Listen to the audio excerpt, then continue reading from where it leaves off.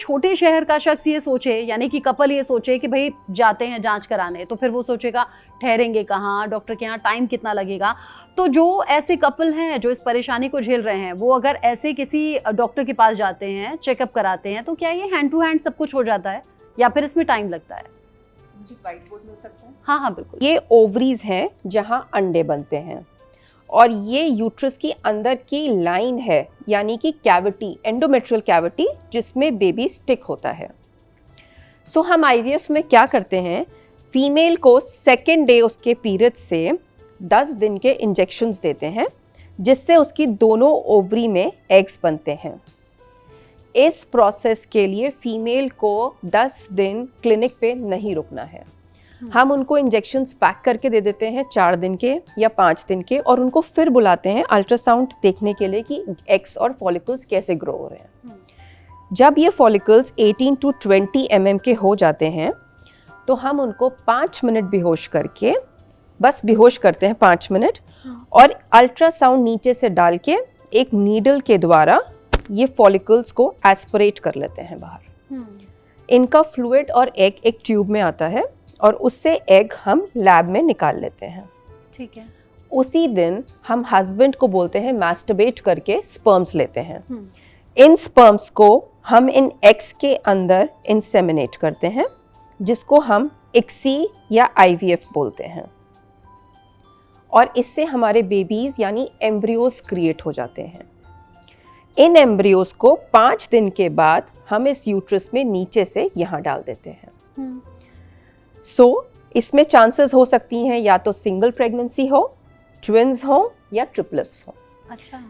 सो इस प्रोसीजर के लिए कपल को पूरा टाइम अस्पताल में रुकने की ज़रूरत नहीं होती है। उनकी मुश्किल से 4 से 5 विजिट होती हैं, जिसमें उनको आना है, दिखाना है, और वो वापस अपने घर जा सकते हैं। So it's a day care. कुछ प्रिकॉशंस होंगे जो ध्यान रखने होंगे? सो जब हम ये प्रोसीजर स्टार्ट करते हैं, एक तो हम पेशेंट को बोलते हैं प्लीज स्ट्रेस मत लो।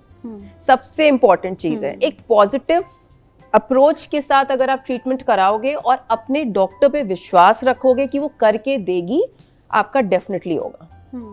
सेकेंड थिंग इज कि हम बोलते हैं हाई प्रोटीन डाइट भी लो। हम लोग सोचते हैं घी खा लो, लड्डू खा लो, चावल खा लो, it doesn't work like that. हमें प्रोटीन डाइट ज़्यादा खानी होती है। सो प्रोटीन डाइट से हमारी एग का काउंट बेटर होता है। हम पेशेंट्स को बोलते हैं कि थोड़ा सा योगा, एक्सरसाइज, वॉकिंग करो, which is very very good, और अपने आप को क्लीन रखो।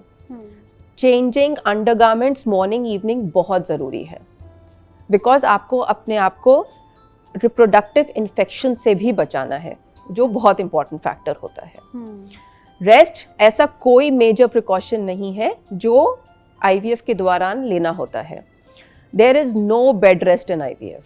ये इंडिया है, और इंडिया में जो जैसे ब्लड सैंपल रिपोर्ट और तमाम रिपोर्ट्स चेंज हो जाती हैं, बदल जाती हैं, और पता ही नहीं लगता कि इसकी रिपोर्ट किस में है।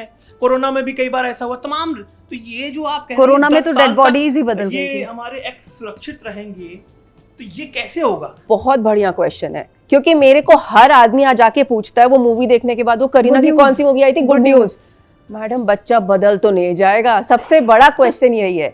सो मेरा ये कंसर्न है कि देखो, अगर आप एक ऑथेंटिक क्लिनिक पर हो, आजकल एक विटनेसिंग सिस्टम आ गया है। विटनेसिंग सिस्टम एक सिस्टम है जो हम लैब में यूज करते हैं, जिसमें आपका एग और हस्बैंड के स्पर्म की टैगिंग हो जाती है। सो अगर कहीं भी मैनुअल एरर हो रहा होगा तो उसमें अलार्म होता है, वो नहीं हो सकता। दूसरी बात है प्रॉपर टैगिंग, प्रॉपर कोडिंग, ये सब होता है क्लिनिक्स पे आजकल, आईवीएफ क्लिनिक्स पे। रेस्ट जब आपके एम्ब्रियोस फ्रीज करके हम रखते हैं, सो हम आपको जिस स्ट्रॉ में फ्रीज करते हैं और कैनिस्टर में डालते हैं, उसका straw number, photograph, embryo grading and वो पूरा कैन का नंबर आपको सब मिलता है।